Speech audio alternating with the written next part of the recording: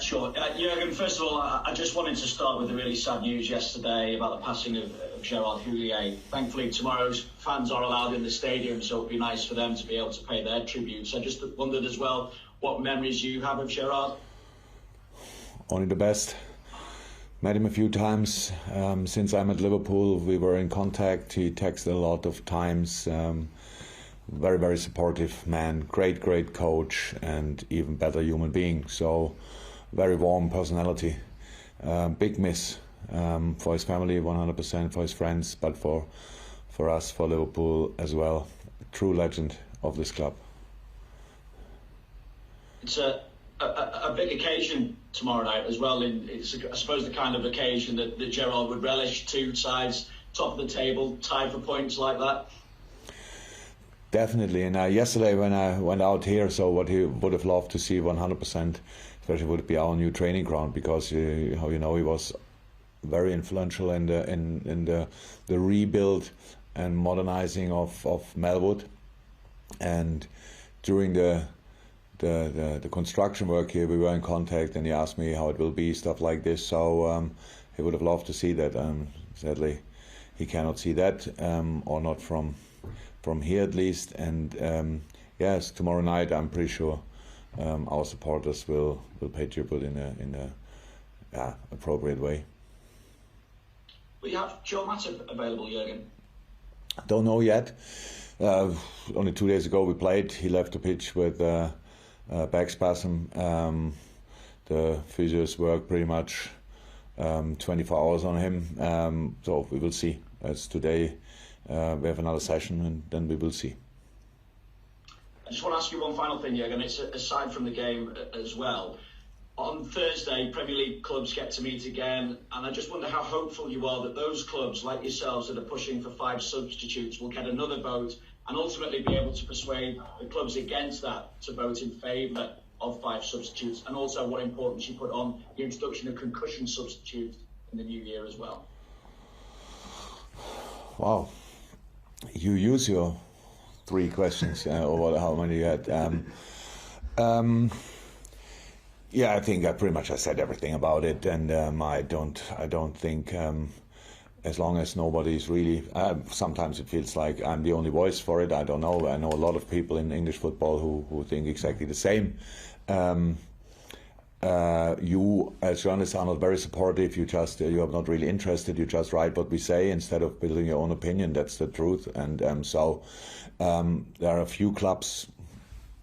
They can make the decision. It's not. I read at one point that the league decided together on that. That's not true. It was the first vote in the summer was 11-10 against it. So that's not everybody decided for it. But I have obviously no influence on that. So I hope still that it will happen. I don't have in a moment probably enough subs to make 5 substitutions, but.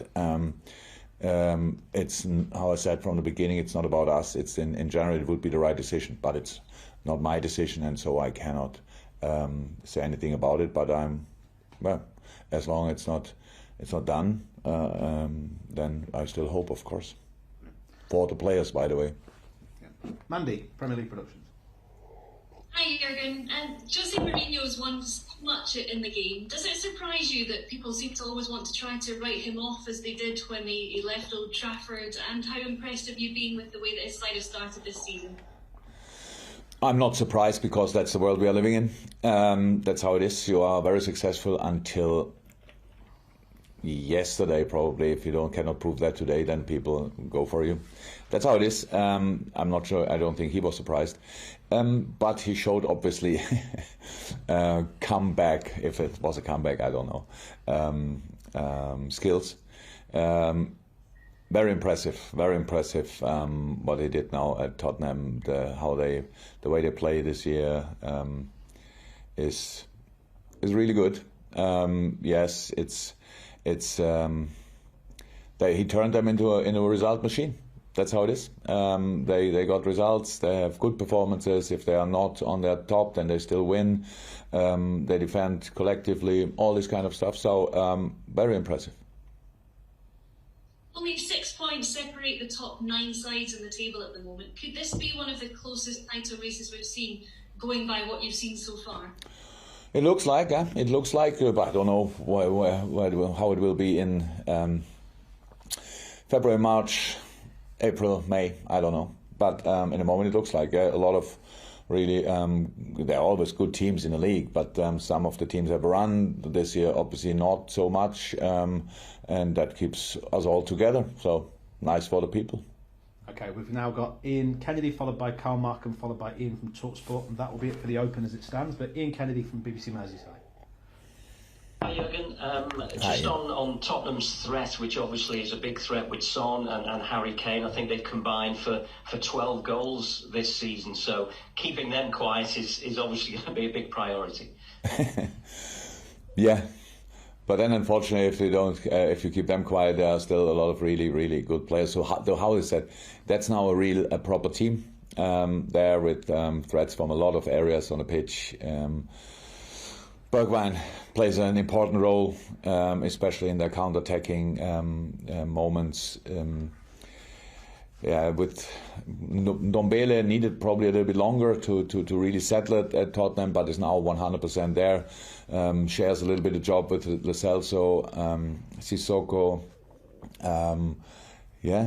So Højbjerg, that's a proper unit together there in the midfield, and the last line obviously works pretty well together, and on top of that, with Laurie is a top-class goalie. So that's the team, and with Gareth Bale, I think he was ill, if I'm right, the last game. If he's fit again, then another threat, and all the other guys there. So it's, they're doing well. And yes, of course, Harry Kane in all times when you play at Tottenham, it was always clear you have to make sure that he's not too much involved in the game, but it's difficult. And with Son, it's the same. And the work relationship they have, obviously, in a moment, it clicked properly. So a lot of good things to say about Tottenham. That's how it is. In the end, we still thought we try to play them and try to win the game, even when they are in a really good moment. Yeah, and you've had some great battles with them over the years. Your first game in charge of Liverpool was away at Tottenham, and interestingly, 5 of their starting lineup that day are still at the club, plus 2 of the substitutes. So there seems to be a fair amount of continuity at Tottenham over the last few years. Oh, absolutely. So, that's good. So it's always good when you have good players in your team. You should make sure, first and foremost, before you get active on the transfer market, that you can keep these boys, and that's what obviously Tottenham could do over the years, and that's for sure a part of the success they have in the moment.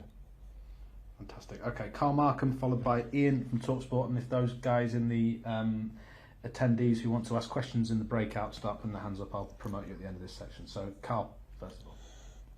Hi Jurgen. Hi Carl. Hi Jurgen. We've done Joel. I'm just wondering about the other injuries you've had. Any chance of any of those coming back? Shaqiri, Milner, Keita? Naby maybe. Naby was yesterday involved in the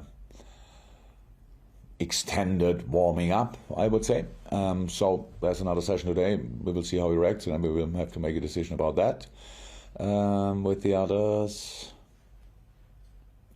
no one else. Okay.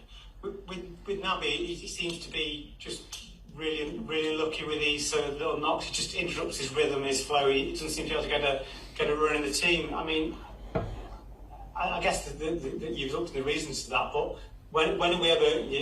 I would like to see the best of him. Does he need a long run in the team? Naby is in the team. Naby has no rhythm. That's the truth. But because of different things during now, since we started the season again, and that obviously doesn't help performance-wise. And then you play a game, and we have only 2 days between the games, and then you have to make a decision. Is he ready? But you cannot whatever you do in the rehab process. You cannot replace the proper football training, and we don't have a lot of football training because of the number of games we have. Makes it difficult. So then the boys start playing again, and then obviously that was the case at Midtjylland.